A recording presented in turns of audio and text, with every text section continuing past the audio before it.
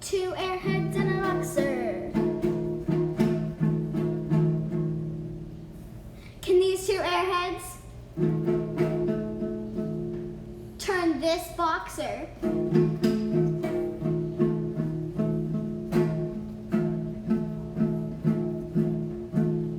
into this race bike? No.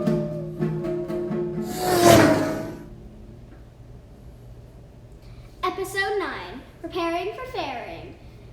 Two airheads and a boxer. Let's go! Hello, welcome back to another episode of Two Airheads and a Boxer. We would have had Jake Paul here, but we're afraid to really mention him too much because we might have to defend ourselves at the boxing ring. Yeah, I don't know, he made you show up and challenge us to a boxing match, I don't know. But anyway, welcome back. It's been a while. We've been off for quite a while. We had some hang-ups on some of the projects that we needed to do. We needed to get some welding done, and everybody was kind of busy, and then the holidays came up and everything, so it took us a little while to do it. But we're back. So today we're going to start off just by showing you what we've done prior to today, what we had it done at the welding and why it took so long to get here, and then we'll tell you what our next episode is going to be. And we have our cool new fairing in, so we'll show you what that looks like and how we're going to mount it. Yep, and we don't have a cameraman today, so I'm using one of these weird sticks, so bear with us. So now I'm going to switch over to have Charles explain everything that we've done and bring you up to speed. All right, so as you can see, the motor is in the frame.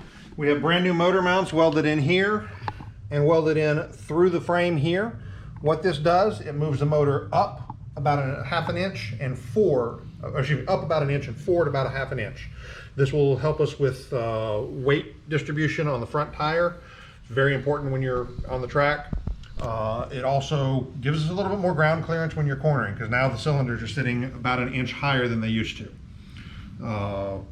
Right, so basically the back ones you had to bring them up from the bottom and drill a hole in the middle on both sides and weld a bung in there.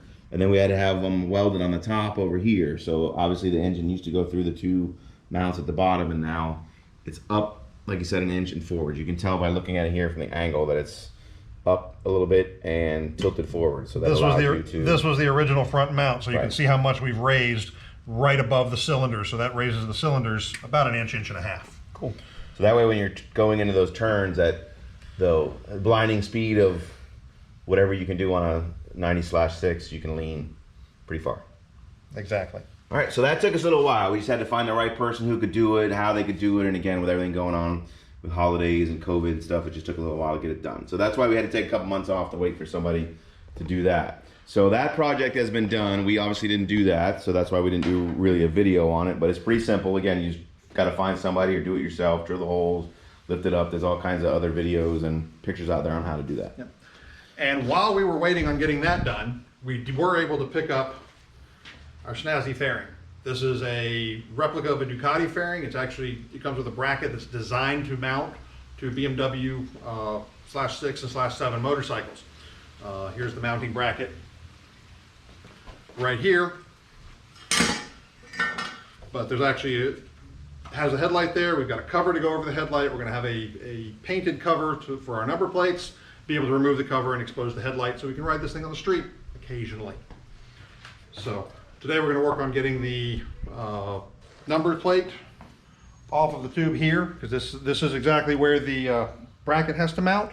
So we want to take this off as cleanly as possible because we want to save this. We're probably going to remount this down here on the side somewhere so that it still has the correct number plate. So all right, so basically we got to Dremel our way somehow to knock those rivets off, get that plate off, and then we can mount the fairing on. Yep. All right. Remember, always wear protective gear when using a Dremel. Make sure that the sparks are going away from you.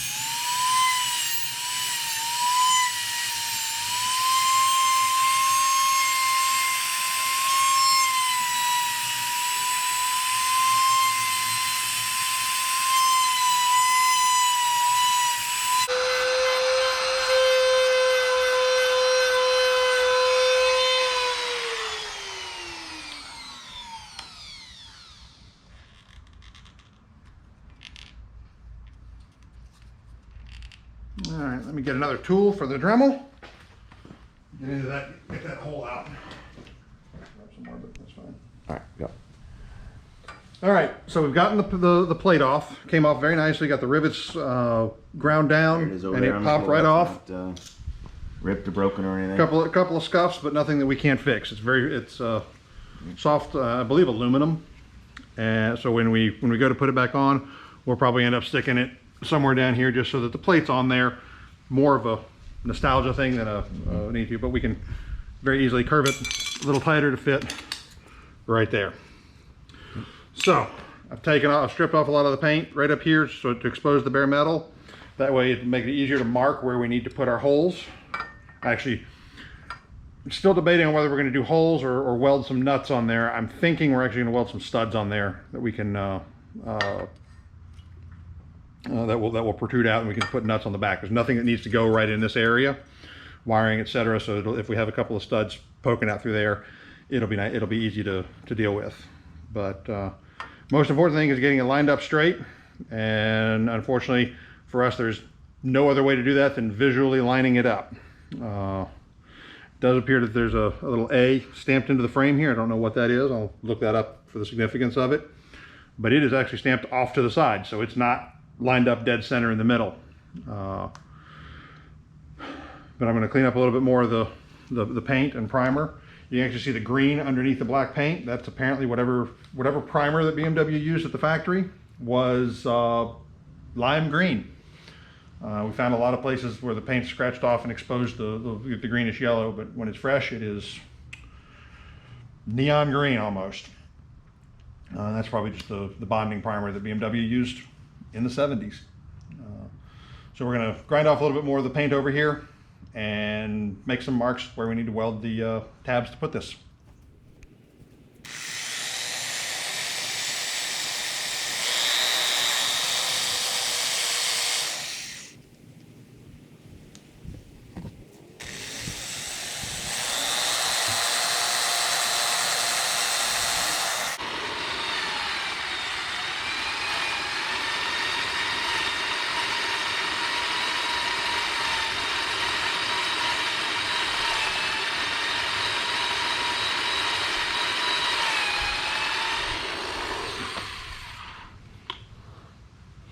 Okay, so I've got our pilot hole started.